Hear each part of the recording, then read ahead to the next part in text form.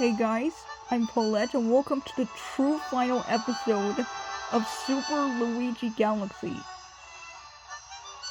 Alright, as I clarified in the previous episode, I'm gonna end this LP off with Rosalina's storybook.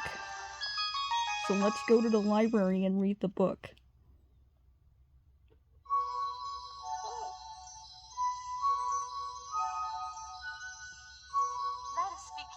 Let us begin.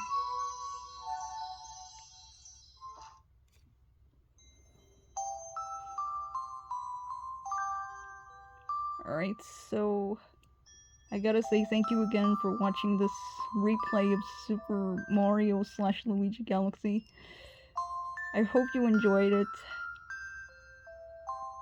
So, without further ado, let's just relax and read the story. Chapter 1, The Celestial Duo. Our story begins a very, very long time ago with a young girl. One day, this girl spotted a rusted spaceship holding a small star child. "What's your name? Are you lost?" the girl asked the star child. "I'm Luma and I'm waiting for Mama. She's coming for me on a comet," said the star child, who had been waiting day and night. "Don't worry, I'll wait with you," the little girl promised Luma.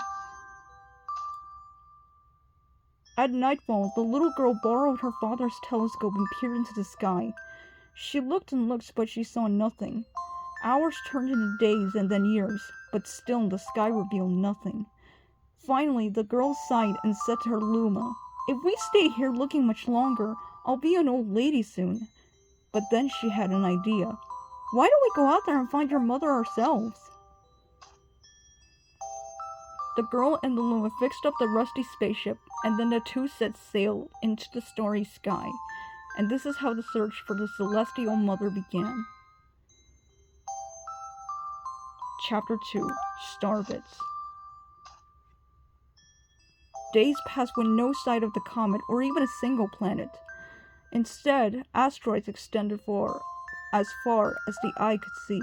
"If I had known it was going to take this long, I would have packed more jam," said the little girl above the rumble of her belly. Before they left, she had packed all the essentials: telescope, butterfly net, stuffed bunny, bread, milk, jam, and apricot-flavored tea, but "I forgot to bring water!" At this, Luma burst into gales of laughter and the girl began to pout. "As long as I have Starbits, I'll be fine," said Luma. "Want some?" The little girl couldn't stay mad after hearing this. Luma continued to laugh and the girl couldn't help but join in. "Alright, maybe just a nibble." Leaning far out of the ship, the pair began to collect Starbits with the girl's net. They almost fell out a few times, but they kept on collecting. The Starbits tasted like honey.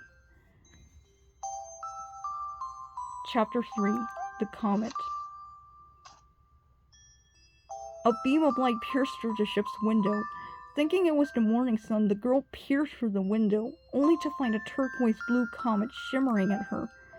The little girl shook the sleeping Luma awake and shouted excitedly, "We have to get to that comet!" The pair descended on the comet and found that it was made of ice. They looked high and low, but Luma's mother was nowhere to be found. Exhausted, the little girl sat down with a flop, utterly unable to take another step. "Look!" Peering down to the icy ground where Luma was pointing, the girl suddenly noticed clusters of Starbits encased in the ice. "Pretty good, huh? Finding Starbits is my specialty," said Luma, beaming. "There's ice here, but it's so warm. I'll bet there's water here, too." The two decided to stay on the comet for a while. Riding the turquoise comet, the pair continued their search for Luma's mother. Chapter 4, The Dream. One night, the girl dreamed about her own mother. "Where are you going?" she asked her mother, retreating back. Without turning, her mother replied, "Don't fret, dearest. I'm not going anywhere. I'm always watching over you, like the sun in the day and the moon in the night."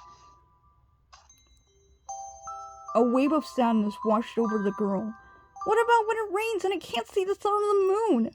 Her mother thought for a moment before responding. I will turn into a star in the clouds and wait for your tears to dry. When she awoke, the girl's face was damp with tears. You have starbits in your eyes, said Luma to the girl. Wiping her face, the girl replied, These are tears, not starbits. I'm crying because I'll never see my mother ever again. At this, Luma began to cry too. Mama, oh Mama, wee! The pair traveled through the starry skies and still they encountered many other comets. Not one of them held Luma's mother. Luma was despondent. Now, Luma, the rain clouds won't go away if you keep crying, the girl said, giving Luma a squeeze. I'll give you a present if you stop. The girl closed her eyes and said gently, I'll take care of you. With these words, she felt a small spark in her heart. Chapter 5. Home. The kitchen will go here and the library will go over there, the girl said busily to herself. We'll put the gate here. Ever since the girl took Luma under her care, she'd been bustling about at a feverish pace. It's a lot of work, but it's worth it to make a happy home. It turned out that starbits weren't the only things buried in the ice. There were tools and furniture unlike any they had ever seen, and the girl used them to build a home. Looking at the completed house, Luma remarked, Don't you think it's awfully big for just the two of us? With a library, bedroom, kitchen, fountain, and gate, it was certainly spacious. But still, something seemed to be missing.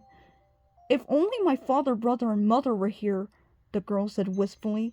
Indeed, the house was too large for its two small residents. That night, clutching her favorite stuffed bunny close to her heart, the girl fell asleep in the starship. Chapter 6. Friends. Then one day, while the girl sat sipping tea, a tiny apricot-colored planet appeared on the horizon. From the planet, another Luma of the same color emerged. Do you two know each other? The girl asked the two Lumas gleefully. Despite the girl's excitement, they seemed uneasy. The two Lumas neither drew closer nor backed away from each other. Instead, they just stared. Then one Luma broke the silence. My mama! At once, the apricot Luma parroted back. My mama! My mama! My mama! My mama! The two Lumas began to dance around the girl frantically, and neither showed any sign of stopping. The girl was so charmed by this adorable scene that she couldn't help but laugh. And that's when something very strange happened. Suddenly, more Lumas began to pop out from the apricot planet. They were all different colors, but they all shouted the same thing. My mama! My mama! The sight of all of the shouting Lumas only made the girl laugh harder. What am I going to do with all these children? The Lumas just stared blankly as she doubled over laughing. I guess we'll have to name each and every one of you. Tomorrow, when she had finished naming them all, she would begin moving all the Lumas into the new house.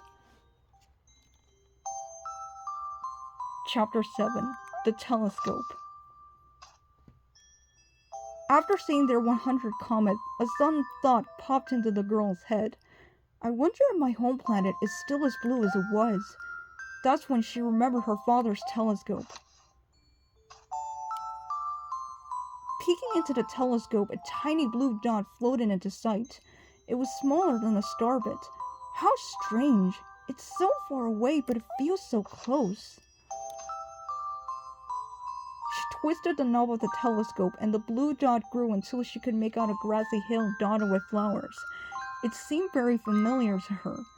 Zooming even closer, a terrace on the hill came into view. I used to go stargazing there when I lived on my home planet. She remembered rubbing the sleep out of her eyes as she followed her father up that hill to look at the stars. She remembered how she and her brother would sled down that hill. She remembered having picnics with her mother on that hill on bright and windy days. And want to go home! I want to go home right now! The girl burst into tears, and the Loomis didn't know what to do. I want to go home! I want to go back to my house by the hill! I want to see my mother! The girl was shouting now, her face wet with tears. But I know she's not there! I knew all along that she wasn't out there in the sky! Because...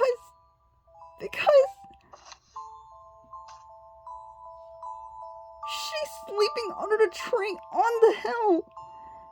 The girl's cries echoed through the stars, and a hush fell over the area. Chapter 8, The Wish. So usually quite cheery, one day the girl became sad again. Luma drew close and tried to comfort her. Mama, you still have me! And don't be sad about your mama, because she's a part of you. That means she's always close by. It's like me. I love Starbits because they remind me of my mama. No, the girl said, unable to stop the tears. A lonely look flickered across Luma's face, but it was soon replaced by a wide grin. I have an idea. I will transform into a comet, a soaring comet that can carry you all on this journey. With that, Luma, trailing bands of white, soared high into the sky and just as quickly started to plummet back down. Kaboom! Kablam! The ground shook, and a bright light poured out of the crater that the Luma had created. The bands of light twisted together to form a comet tail, and then Luma emerged, reborn as a comet. The girl could scarcely believe her eyes. But how? She kept asking. Our destiny as Loomis is to transform into different things, said a red Luma who had suddenly appeared. Stars, comets, planets, we can become all of these things. When I grow up, I want to become a star to make someone special smile, said a green Luma. A blue Luma chimed in. That Luma turned into a real cutie of a comet, didn't he? All of the Lumas together said, No more crying, Mama. Thank you, said the girl in a whisper, and she pulled the Lumas close and hugged them. From that day on, Starbits no longer fell from the girl's eyes. The comet set forth for the girl's home planet, its long tail blazing proudly behind it. Final chapter, Family. With its many luminous telescopes, the comet was quite a sight to behold. The girl and the Lumas were proud to call it home. At a welcoming party for a new Luma, the girl gathered everyone in the kitchen and said in a louder voice than usual, All right, everyone, let's make a cake sprinkled with Starbits, then it will be a star cake. The Lumas excitedly began to gather the ingredients. As she watched the Lumas scurry about, the girl smiled and thought to herself, This is my family now, and I will stay with them until they're ready to leave the nest. And when they do leave, I'll see them off with a smile, because that's what makes a mother happiest. That night, when the girl lay down to sleep, a soft light enveloped her and reminded her of the blue planet she once called home. But it would be nice to return home once every 100 years to nap in my favorite sleeping nook. The comet carrying the Lumas and the girl continues on its journey to this very day. With more family members in tow than can be counted, it's said that the comet visits the girl's home planet once every 100 years, its proud white tail glittering in the sky. The end. Actually, that's not the end, because there's the epilogue. Yes, the epilogue page is the page that was added in this Switch remaster, and it's called Good Night. And this is original music made for this page, and it's also named Good Night. So let's read this chapter. Though it was time to sleep, the Lumas were so excited that even a bedtime story couldn't calm them down. What's this new world gonna be like? I hope it's wilder than the last. Mama, I'm scared. Can I sleep in your bed? The girl picked up her guitar, sat on the bed, and began plucking out a lullaby. The Lumas surrounded her, jostling for the best spots to hear her play. The calming tones of the music echoed through the bedroom and beckoned them to sleep. "Good night, my dears." But the once noisy Loomis had already slipped into the world of dreams. The girl placed the guitar near her pillow and then lay down on the bed. The girl would soon join the Loomis in their slumber as their comet traveled toward planets on journeys all their own. When next they woke, they would continue their search for the birthplace of the Loomis. As the girl drifted off to sleep, she thought, "It's so exciting to meet new people. It can be a little scary, but that's part of what makes it fun. Greeting old friends can be just as exciting."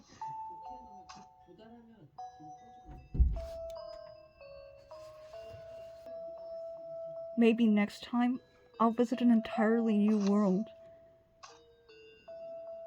Goodbye to those we met on this journey.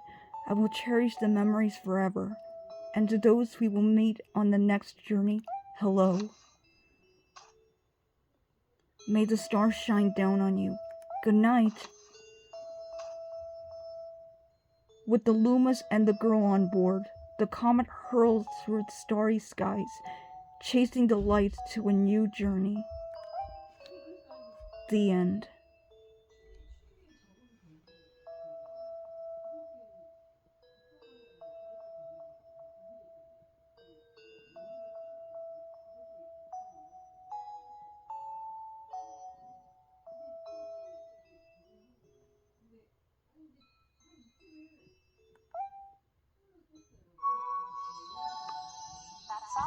That's all. My story is finished.